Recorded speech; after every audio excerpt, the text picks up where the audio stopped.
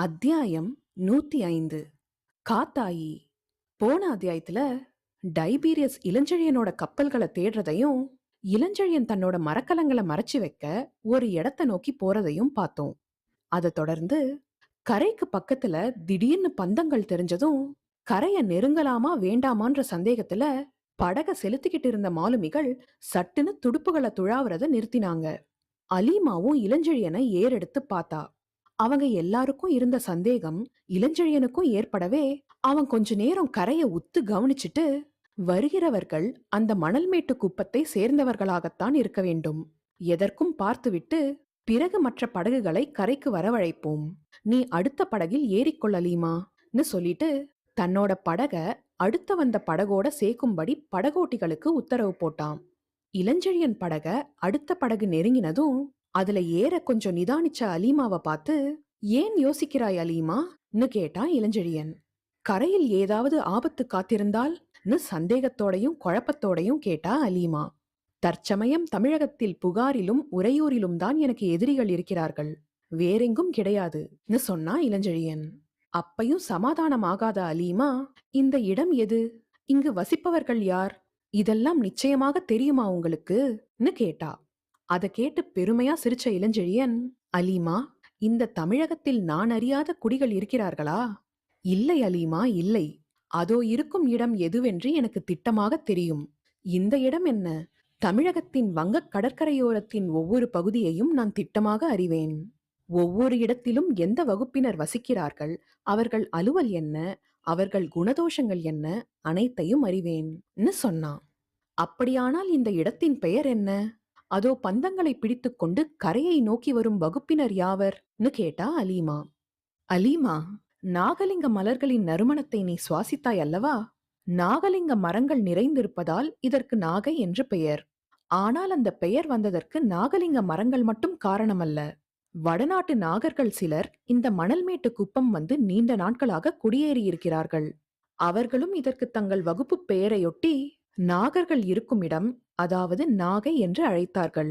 ஆகையால் அந்த பெயர் நிலைத்து விட்டது. அநேகமாக அதோ பந்தங்களை தாங்கி ஓடி வருபவர்களில் பாதி பேர் நாகர்கள்னு சொன்னா இளஞ்செழியன். மீதி பாதி பேர்னு கேட்டா அலீமா. தமிழகத்தின் கடற்கரையோரம் பூராவும் வசித்து வரும் பரதவர்னு சொன்னா இளஞ்செழியன். பரதவராய் இருந்தால் உங்களுக்கு தெரிந்திருக்கும் அல்லவான்னு கேட்டா அலீமா. ஏன், நாகர்களுக்கு கூட என்னை தெரியும்னு சொன்னா இளஞ்செழியன். அப்படியானால் உங்களை அடையாளம் கண்டுபிடித்துக் கொள்வார்களேன்னு சொன்னா அலீமா. கண்டுபிடிக்கலாம்னு சொன்னா இளஞ்செழியன். கண்டுபிடித்தால் டைபீரியஸுக்கு தெரியாதான்னு கேட்டா அலீமா. தெரியலாம், ஆனால் தெரியாதபடி செய்ய வழியுண்டு, அதை பின்னர் பார்ப்போம். இப்பொழுது ஆபத்து எனக்கு ஏதும் இல்லை என்று புரிந்துவிட்டதல்லவா? அந்த படகில் ஏறிக்கொண்டு என்னை போகவிடுன்னு சொன்னா இளஞ்செழியன். இளஞ்செழியன் சொன்ன மாதிரியே அடுத்து வந்த படகுல ஏறிக்கிட்டா அலீமா. அவ ஏறினதும் தன்னோட படக மட்டும் கரைய நோக்கி செலுத்த சொன்னா இளஞ்செழியன். படகு நகர்றதுக்கு முன்னாடி அலீமாவை பார்த்து, அலீமா, நான் கரைக்கு சென்று நாகர்களுடன் பேசிய பின்பு அடையாளத்துக்கு பந்தங்களை அசைக்கச் செய்கிறேன், மற்ற படகுகளுடன் நீ வந்து சேர்ன்னு சொல்லிட்டு மாலுமிகளை பார்த்து, சீக்கிரம் படகு கரைக்கு செல்லட்டும்னு உத்தரவு போட்டான் இளஞ்செழியன். படைத்தலைவனும் ஹிப்பலாசும் இருந்த படகு மட்டும் வேகமா கரைய நோக்கி நகர்ந்தது. முழங்கால் அளவு தண்ணீர் இருக்கிற சமயத்துல தொப்பு தொப்புன்னு தண்ணீல குதிச்ச படகோட்டிகள் படகோட முகப்பை பிடிச்சு இழுத்து மணல்ல படகோட அடிபாகத்தை ஒராய விட்டாங்க. அதுக்கப்புறம் ஹிப்பலாஸ் பின்தொடர கரையில இறங்கின இளஞ்செழியன் 10 அடி தூரத்துல பந்தங்களை பிடிச்சு நின்னுகிட்டு இருந்தவங்களை நோக்கி 4 அடி எடுத்து வச்சு அவங்கள ஏற இறங்க பார்த்தான். அவங்களும் இளஞ்செழியனை பார்த்துக்கிட்டே மௌனமா நின்னாங்க. அந்த அமைதிய கலைக்கிற மாதிரி அதிகார தோரணையில பேசத் தொடங்கின இளஞ்செழியன், பரதவ செங்கோடன் எங்கேன்னு கேட்டான். அந்த பேரை கேட்டதும் அந்த கூட்டத்துல இருந்தவங்க சில வினாடிகள் பிரமிச்சு போய் நின்னாங்க. இளஞ்செழியனோட அதிகார குரல் அவங்களோட பிரமிப்பை இன்னும் அதிகமாக்கவே அவங்க எல்லாரும் எதுவும் பேசாம மௌனமாவே நின்னாங்க. அவங்க எதுவும் பேசாததை பார்த்து கோவப்பட்ட இளஞ்செழியன், பதில் சொல்ல இஷ்டம் இல்லாவிட்டால் அவர் குடிசையை காட்டுங்கள், அவரிடம் பேச வேண்டும்னு சொல்லிட்டு திரும்ப அவங்க முகங்களை எல்லாம் பார்த்தான். அதுல எதுவுமே அவனுக்கு தெரிஞ்ச முகமாவே இல்ல. அந்த கூட்டத்துல தலைவன மாதிரி இருந்த ஒருத்தன், செங்கோடனுடன் நீங்கள் பேச முடியாது, செங்கோடன் இறந்து 6 மாதங்கள் ஆகின்றனன்னு சொன்னான். அத கேட்டு அதிர்ச்சியான இளஞ்செழியன் தன்னை சமாளிச்சுக்கிட்டு, அவர் மனைவி காத்தாயி இருக்கிறார்களான்னு கேட்டான். காத்தாயியோட பேரை கேட்டதும் அந்த கூட்டத்துல ஒரு சலசலப்பு ஏற்பட்டுச்சு. அந்த கூட்டத்துல இருந்த சில பரதவரும் சில நாகர்களும் இளஞ்செழியனை நெருங்கி வந்தாங்க. அப்படி நெருங்கி வந்தவங்கள்ல ஒருத்தன், பெரியம்மாவையா சொல்கிறீர்கள்? அவர்கள் குடிசையில் இருக்கிறார்கள்னு சொன்னான். எழுப்புங்கள்னு சொன்னா இளஞ்செழியன். இந்த வேளையிலா? முடியாது, வயதானவர்கள். எங்களுக்கு இப்பொழுது இருக்கும் ஆதரவு அவர்கள் ஒருவர்தான்னு திட்டமா சொன்னா அந்த பரதவன். அதுக்கு மேல எதுவும் நடக்காதுன்னு அங்க இருந்தவங்களோட முகங்களை பார்த்து புரிஞ்சுகிட்ட ஹிப்பலாஸ் ஏமாந்து போனான். உடனே, நான் அவர்களை உடனே பார்க்க வேண்டும். யாராவது ஒருவர் போய் அவர்களிடம் அவர்கள் வளர்ப்பு மகன் வந்திருப்பதாக தெரிவிக்கட்டும்னு அதிகாரமா சொன்னா இளஞ்செழியன். யார்? மகனா? நீங்களா? ன்னு பல குரல்கள் அந்த கூட்டத்துல இருந்து எழுந்தது. அடுத்த வினாடியே 2 பரதவர்கள் மணல் மேட்டு குப்பத்தை நோக்கி ஓடினாங்க. அரை நாழிகைக்குள்ள நரைச்ச தலையோட, கோல் ஊன்றிக்கிட்டு, கம்பீரமா தளராத நடையோட கடற்கரைக்கு வந்த காத்தாயி இளஞ்செழியனை பார்த்த சந்தோஷத்துல அவனை இறுக்கமா அணைச்சுக்கிட்டா. சில வினாடிகள் அவனை விலக்கி அவன் முகத்தை பார்த்து கண்ணீர் விட்டா காத்தாயி. திரும்ப அவனை அணைச்சுக்கிட்டு, அவர் போய்விட்டாரப்பான்னு கதறி அழுதா. இளஞ்செழியன் கண்கள்லயும் கண்ணீர் திரண்டுச்சு. அவன் ஆதரவா காத்தாயியோட முகத்தை தடவி கொடுத்தான். அம்மா, அந்த மரக்கலங்கள் என்னுடையது. அந்த படகுகளில் என் மாலுமிகள் இருக்கிறார்கள். எங்களுக்கு உன் நாகையில் அடைக்கலம் தேவைன்னு கெஞ்சினா இளஞ்செழியன். காத்தாயி கம்பீரமா சுத்தி நின்னுகிட்டு இருந்த பரதவர்களையும் நாகர்களையும் பார்த்து, இவர் இங்கிருக்கும் வரை இவர்தான் உங்கள் தலைவர். நீங்கள் இவர் அடிமைகள். புரிகிறதான்னு கேட்டா.